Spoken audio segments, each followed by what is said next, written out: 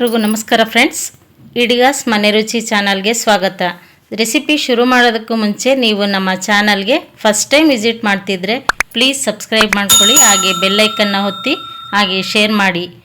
Friends, ಈ ವಿಡಿಯೋನ skip ಮಾಡದೆ ಕೊನೆವರೆಗೂ ನೋಡಿ. ನಾವು ಬಟಾಣಿ ಕುರ್ಮಾ ಮಾಡ್ತಾ ಇದ್ದೀನಿ ಇವತ್ತು ನಾನು.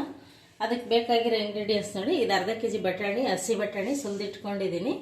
ಇದು ಒಂದು ಸ್ವಲ್ಪ ಕೊಬ್ಬರಿ ತಗೊಂಡಿದ್ದೀನಿ, ಮತ್ತು ಕೊತ್ತಂಬರಿ ಸೊಪ್ಪು ಸ್ವಲ್ಪ, ಪುದೀನ ಸ್ವಲ್ಪ, 10 ಹಸಿಮೆಣ್ಸಿನ್ಕಾಯಿ ತೊಗೊಂಡಿದ್ದೀನಿ, 1 ಇಂಚು ಚಕ್ಕೆ, 8 ಲವಂಗ, 1 ಇಂಚು ಶುಂಠಿ ತೊಗೊಂಡಿದ್ದೀನಿ. ಮತ್ತು ನಾನು ಇದಕ್ಕೆ ತರಕಾರಿ 3 ಗೆಡ್ಡೆಕೋಸು ತೊಗೊಂಡಿದ್ದೀನಿ, 2 ಕ್ಯಾರೆಟ್ ತೊಗೊಂಡಿದ್ದೀನಿ, ಸ್ವಲ್ಪ ಬೀನ್ಸ್ ತೊಗೊಂಡಿದ್ದೀನಿ, 4 ಈರುಳ್ಳಿ ತೊಗೊಂಡಿದ್ದೀನಿ, 2 ಟೊಮೊಟೊ, 1 ಬೆಳ್ಳುಳ್ಳಿ ಗೆಡ್ಡೆ, ಸ್ವಲ್ಪ ಕರಿಬೇವು ತೊಗೊಂಡಿದ್ದೀನಿ. ಇದನ್ನೆಲ್ಲ ನಾನು ಕಟ್ ಮಾಡಿ ಇಟ್ಕೊತೀನಿ. ಮಾಡೋದು ಯಾವ ರೀತಿ ಅಂತ ನಾನು ತೋರಿಸ್ತೀನಿ ನೋಡಿ ಫ್ರೆಂಡ್ಸ್. ಇದಕ್ಕೆ ನಾನು ರುಬ್ಬೋದಕ್ಕೆ ಜಾರಿಗೆ ಮೆಣಸಿನ್ಕಾಯಿ ಹಾಕ್ತಾ ಇದ್ದೀನಿ,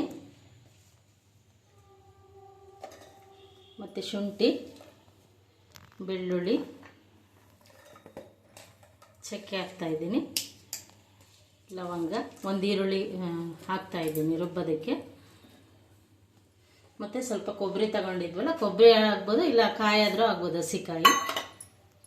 ಇದೆಲ್ಲ ಸ್ವಲ್ಪ ನುಣ್ಣಗಾದ್ಮೇಲೆ ಪುದೀನ ಕೊತ್ತಂಬರಿ ಹಾಕ್ತೀನಿ. ಇದ್ರ ಬಿಟ್ಕೊತೀನಿ ಇದನ್ನು. ಸ್ವಲ್ಪ ಅರ್ಧಂಬರ್ಧ ಆಗಿದೆ. ಇವಾಗ ನಾನು ಪುದೀನೂ ಕೊತ್ತಂಬರಿ ಹಾಕ್ತೀನಿ ಇದಕ್ಕೆ.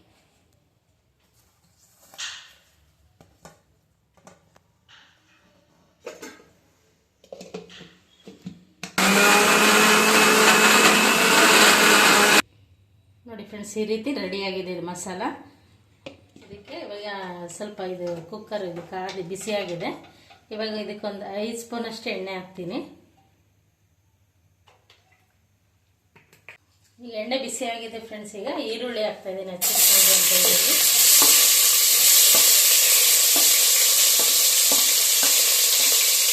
ಸ್ವಲ್ಪ ಕೆಂಪಾಗಿ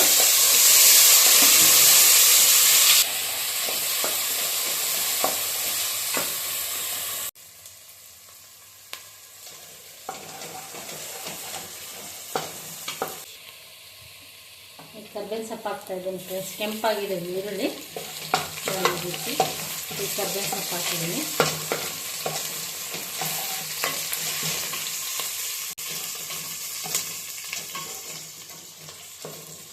ಇವಾಗ ನಾನು ಇದು ಹಸಿ ಬಟಾಣಿ ಹಾಕ್ತಾ ಇದ್ದೀನಿ.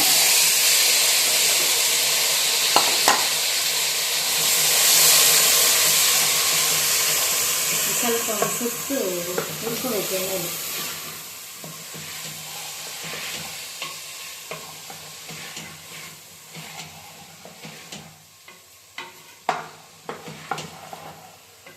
ಈಗ ನಾನು ಇದಕ್ಕೆ ಹಚ್ಚಿಟ್ಕೊಂಡ್ರಂಥ ಬೀನ್ಸು ಮತ್ತು ಕ್ಯಾರೆಟು, ಗೆಡ್ಡೆಕೋಸು ಹಾಕ್ತೀನಿ. ನಾವು ಆಲೂಗೆಡ್ಡೆ ಬೇಕಾದರೂ ಹಾಕ್ಕೋಬೋದು. ಆಲೂಗೆಡ್ಡೆ ನಾನು ಹಾಕಿಲ್ಲ. ಆಲೂಗೆಡ್ಡೆ ಹಾಕಿದ್ರೆ ಸ್ವಲ್ಪ ಆಲೂಗೆಡ್ಡೆ ಮೆತ್ತಗಾಗ್ಬಿಡ್ತವೆ, ಅದಕ್ಕೋಸ್ಕರ ಗೆಡ್ಡೆಕೋಸು ಹಾಕಿದ್ದೀನಿ. ಇದನ್ನು ಹಾಕಿ ಒಂದು ಸ್ವಲ್ಪ ಕಲಸೋಣ.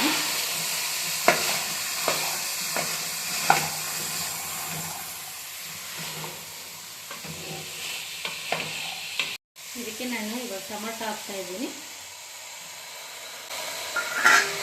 ಇವಾಗ ಅಷ್ಟೇ ಸ್ವಲ್ಪ ಎಣ್ಣೆಯಲ್ಲಿ ಫ್ರೈ ಮಾಡ್ಕೋಬೇಕು. ನಾನು ಇದಕ್ಕೆ ರುಚಿಗೆ ತಕ್ಕಷ್ಟು ಉಪ್ಪು ಹಾಕ್ತಿದ್ದೀನಿ. ಇದು ರಾಕ್ ಸಾಲ್ಟ್, ಇದು ನೋಡ್ಕೊಂಡು ಹಾಕಿ, ಸ್ವಲ್ಪ ಕಡಿಮೆನೇ ಹಾಕಿ, ಯಾಕಂದರೆ ಇದು ಗ್ರೇವಿ ಜಾಸ್ತಿ ಮಾಡ್ಕೊಳ್ಳಲ್ಲ.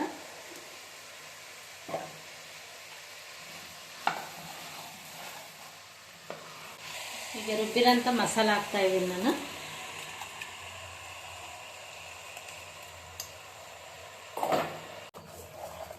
ಇದನ್ನೆಲ್ಲ ಹಾಕಿ ಸ್ವಲ್ಪ ಮಸಾಲೆನಲ್ಲೇ ಇದು ಬೇಯ್ಕೋಬೇಕಿದೆ. ಇದು ಮಿಕ್ಸಿ ಜಾರ್ಗೆ ಸ್ವಲ್ಪ ನೀರು ಹಾಕ್ಬಿಟ್ಟು ಹಾಕ್ತೀನಿ.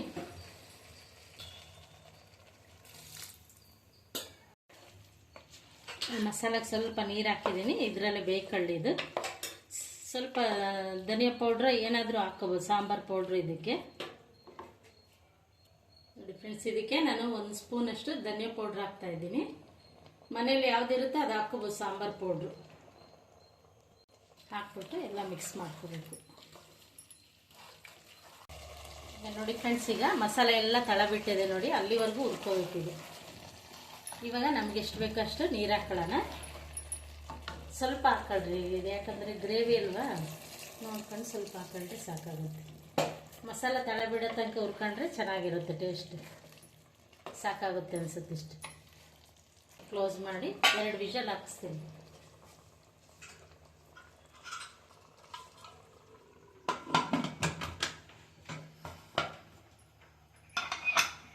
ಇದು 2 ವಿಷಲ್ ಹಾಕ್ಸಿದ್ರೆ ರೆಡಿ ಆಗುತ್ತೆ. ಈಗ ರೆಡಿಯಾಗಿದೆ ಫ್ರೆಂಡ್ಸ್. ಇದು ನೋಡಿ ಈ ರೀತಿ ಆಗಿದೆ. ಈಗ ನಾನು ಸರ್ವ್ ಮಾಡ್ತಾ ಇದ್ದೀನಿ.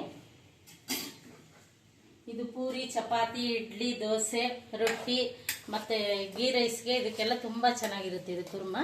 ಈಗ ಸರ್ವ್ ಮಾಡ್ತಾ ಇದ್ದೀನಿ ನಾನು. ಪೂರಿ ಜೊತೆಗೆ ತುಂಬ ಚೆನ್ನಾಗಿರುತ್ತೆ ಇದು.